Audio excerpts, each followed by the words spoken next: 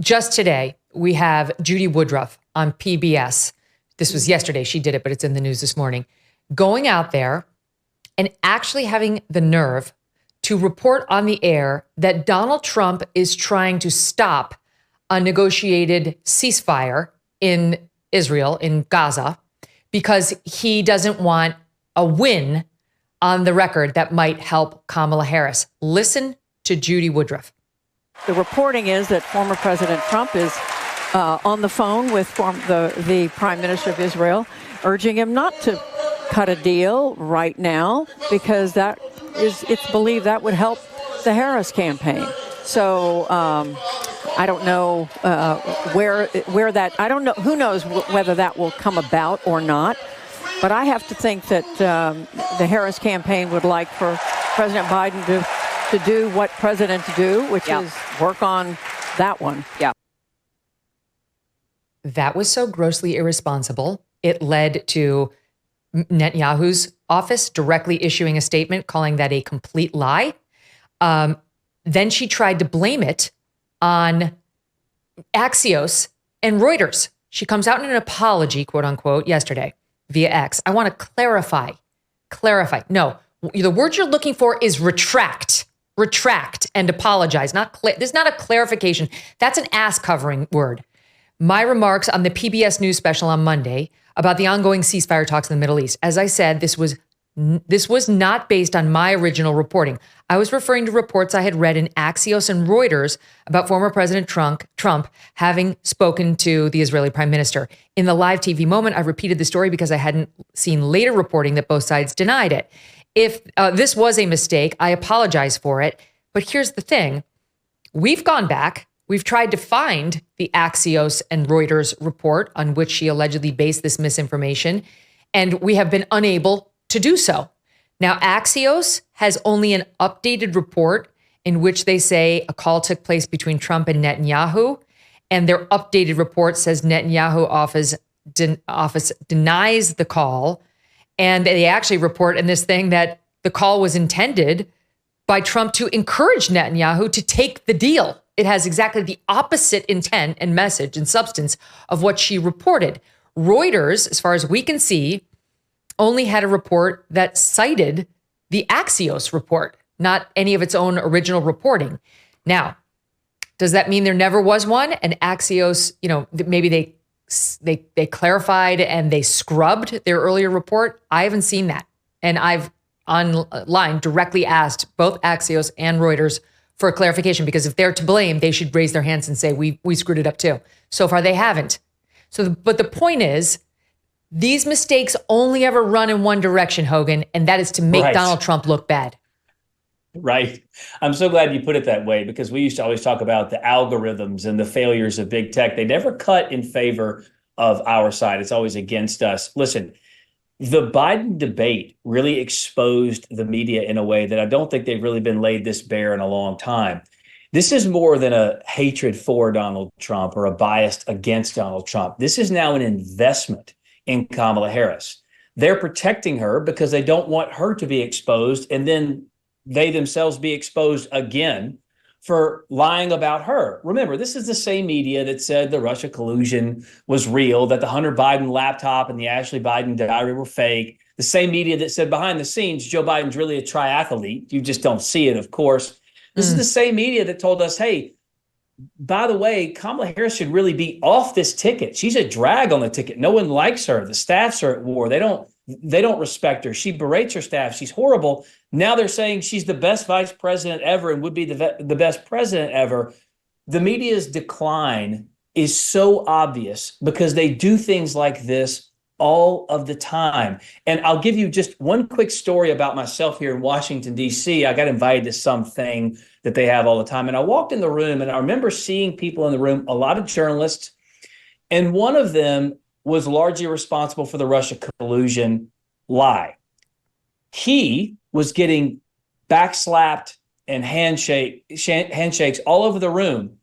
And people are looking at me like I'm the jerk. And I'm thinking, this is the guy who took y'all on all the wrong journeys, who gave you all the wrong information that you parroted, and now has ruined your reputation. And somehow I'm the one who's persona non grata in the room. Not that I care, because it's, the media elite. But the point is, the American people are now on to this, that in large part, as I like to say, the media's popularity is between Congress and COVID, because they continue to lie to us all of the time. And running with stories like this, they don't care if it's not true. They just want it in the ether so that it's reported many times, it's retweeted, and so that's what sits in people's mind. So at the very least, it kind of makes those middle of the road voters waver a little bit. Whether they know it's true or not doesn't matter. And they don't get punished for it. They don't get fired for it. They get awards for it. So there is no incentive to stop that behavior. No, exactly right. And if as long as they're bashing Trump, they're in good standing with their elite cocktail party circles. That's really the only goal. Sure. All, quote, mistakes will be forgiven. All, malpractice as a journalist will be forgiven, just as long as it hurt Trump. Your heart was in the right place. There's a Washington Post report out today talking about how we really need to examine Joe Biden's health. Like, he really did need to step down after having seen him on Monday night. The Washington Post editorial board is now seeing the light. Oh, really? Now you really are? Because here's what they tweeted out. Here it is. Hold on a second. The opinion by the editorial board is Joe Biden's DNC speech shows the wisdom of him stepping aside. Now they're starting to see it. But here they are. So wise. Just last month. Okay, just last month. Here's, this is June 15th. Cheap fake Biden videos enrapture right-wing media, but deeply mislead.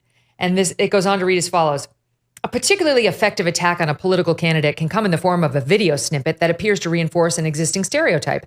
The social media feed of the RNC regularly churns out misleading clips of President Biden, 81, intended to show that he is too old for the job. So misleading. And yet now that he's out and she's doing well in the polls, it's a totally different opinion, Monica. They see it very differently now. He really needed to go. By the way, here's another thing. In May of 2023, they had an opinion piece in WAPO. Joe Biden's 80. At his age, should he be running in 2024? By the editorial board, what's the right way to think about his unique situation? First, voters need to maintain a sense of perspective. Don't compare me to the almighty, he always says. Compare me to the alternative. He's got a point, particularly if the alternative is 4 more years of Mr. Trump. Mr. Biden's physicians have declared him credibly in good physical and mental shape relative to his years. So we're all good to go. And now today, on second thought, he really needed to go. Yeah, I mean, it would be laughable if it weren't so pathetic and frankly dangerous to the health of our republic. Megyn, what you just laid out. Look, they all knew that he was essentially senile back in 2020. They protected him because of his age and because of COVID. They allowed him to run his campaign from the basement. But, here's a bigger point. The imperial media, as President Nixon called them, and I love that phrase, the imperial media, with no checks or balances on them, unlike a presidency, which has 1 million checks and balances on the presidency. But the imperial media has always been biased to the left. The difference in the Trump era is that the level of activism and intensity has gone off the charts. So whereas they always had an agenda and they always had some bias to them, now they are the enforcement arm of the propaganda of the system, not just the Democrat Party, not just the left, but the system, the security state, law enforcement, et cetera, sort of the dark, shadowy powers that actually run this country. They are the propaganda enforcement arm for them. So they will flat out lie. They will not pursue stories if they're inconvenient or damaging to their side, to the overall narrative and the overall movement of the country toward this kind of leftist cliff that we're being driven off of now. I remember President Nixon, and he was my very first boss in his last years, Megyn.